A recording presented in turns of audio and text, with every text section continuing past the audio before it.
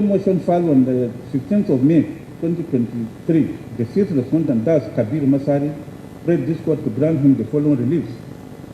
1. An order of this court dismissing this petition in its entirety for one of jurisdiction. 2. An order striking out the name of the fifth respondent applicant from this petition for non-disclosure of any reasonable course of action against him. And 5 other orders as this honorable court may deem fit to make in the circumstances. The grounds for the application have been stated. I've also considered the submissions of counsel.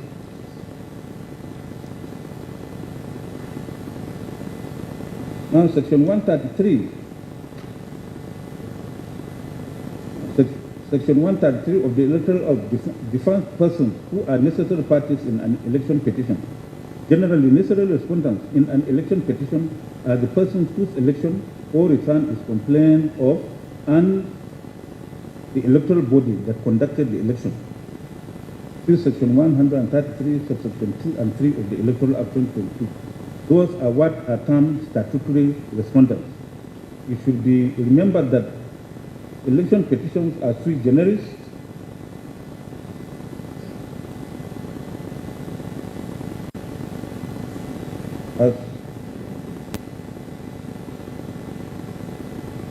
sui generis, and its procedure is strictly regulated by statute.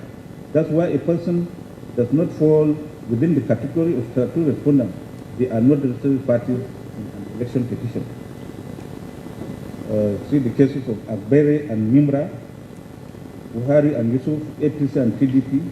That's in Waziri versus Gaidam.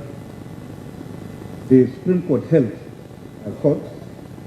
From the above, I have no difficulty in going along with the submissions of the respective counsel for the respondent that Section 137, sub 2 and 3 of the Electoral 2020 has no room for the joinder of the fifth respondent who neither won the election nor performed any role as electoral officer or agent of the third respondent in the election petition, challenging the result of such an election.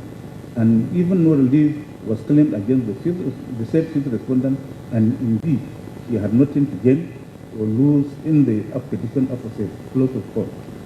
Indeed, a holistic reading of the facts of this petition does not disclose any complaint against the fifth respondent. The only fact that relates to the fifth respondent relevant to the petition is the act of withdrawal of his candidacy as the running mate of the third respondent. That is an act that occurred within the pre-election period, therefore cannot amount to any act done by the fifth respondent at the election. It cannot therefore ground any complaint by the petitioner against the fifth respondent in an election petition. It may be relevant in a pre-election matter, but not in an election petition. It is therefore my finding that there is no any claim on the fifth respondent.